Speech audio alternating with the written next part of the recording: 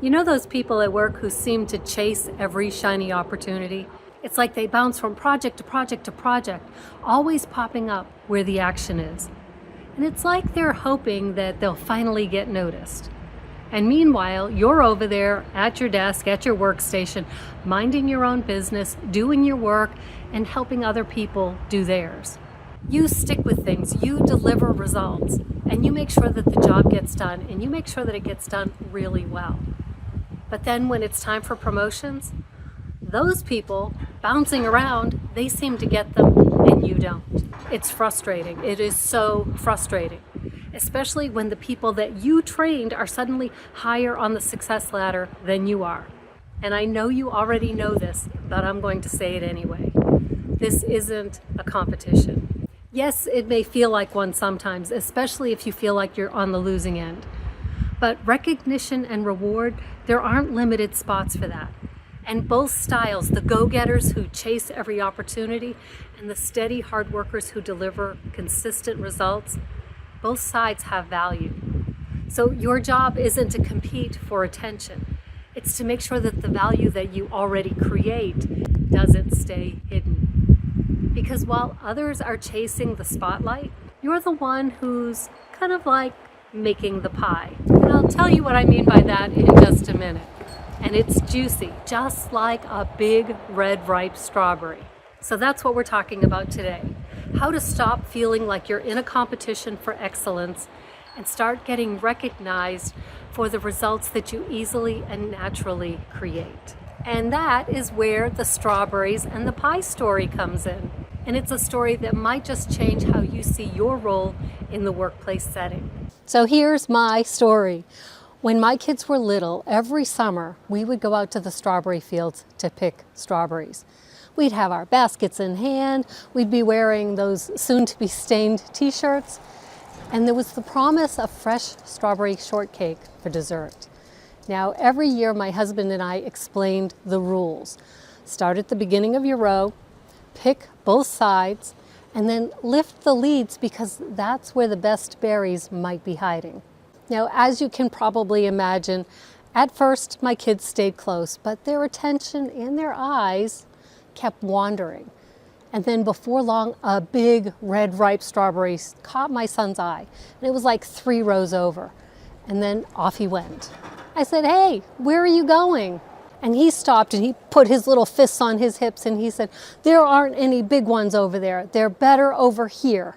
So I looked down into my bowl and I already had a small mound of nice, sweet strawberries. Yes, I had tested them. Wouldn't you? So I said, "The little ones taste just as good as the big ones." But he wasn't buying into my silliness. That just wasn't possible according to him. And I think that because I didn't make him come back, my daughter, who is a couple of years older, I think she figured out that she could take out on her own too. And so she went off on her quest for the biggest, reddest, ripest strawberry in the field too. And if you notice that pattern, yes, it is from a children's storybook, and it was one of my kids' favorites. So while they're out there hopping from row to row like an excited bunny, chasing after that perfect berry, I just kept picking the ones that were right in front of me. And that's when it occurred to me. Some people at work were just like my kids in that strawberry field. They were always chasing what looked best from a distance. And other people, people like you and me, we stay focused in the row that's in front of them. We do the work. We lift the leaves. We pick the smaller opportunities that other people don't want to be bothered with. So what we do isn't flashy, it's not fast moving, and we don't have the biggest blue ribbon worthy berries in our baskets. But our bowls are full. And that's the difference between chasing recognition and staying focused on creating results. Now here's the key point of this story that I don't want you to miss. Those big, perfect strawberries that my kids were chasing, there weren't enough of them, especially after they gobbled some in the field. There weren't enough of them to make, well, anything. But they sure would look beautiful sitting on top of that pie. They're the garnish, the decoration. But the pie itself, that sweet, satisfying part that everyone actually enjoys, That's made from the smaller berries that are gathered by people just like us, the ones who just keep picking, the ones who stayed the course, who didn't need every berry to be perfect. We just needed them to be ripe and not rotten. We didn't want the rotten ones. We are the consistent contributors. We're doing the work that might not seem glamorous. It's not headline worthy, but it's the reason the team has something real to serve. Without our steady work, there is no pie. Here's the benefit of not chasing every shiny object.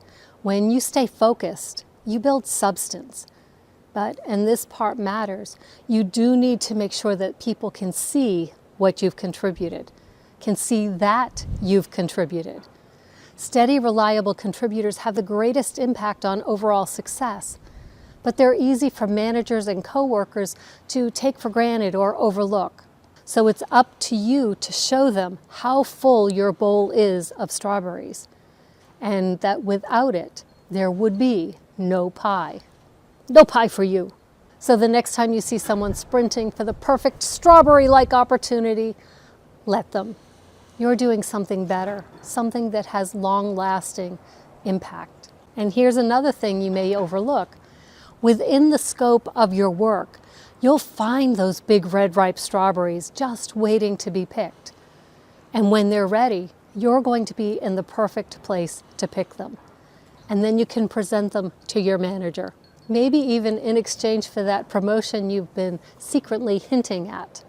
And when you start to feel a bit frustrated again, which is going to happen because you are human, if you fall into that, woe is me, it's all a competition and I can never win. If you fall into that low vibe again, I want you to remember, a prize-winning pie at the county fair, it needs both the beautiful garnished berries on top and, more importantly, the sweet, flavorful filling. One catches the eye, the other satisfies the stomach and keeps people coming back for more. Both matter, but without the filling, there is no pie. If you enjoyed today's story, I hope you'll hit that subscribe button and send me a little bit of love by mashing that like button. And then let me know in the comments which you'd prefer to be known for, the person who provides the filling or the garnish.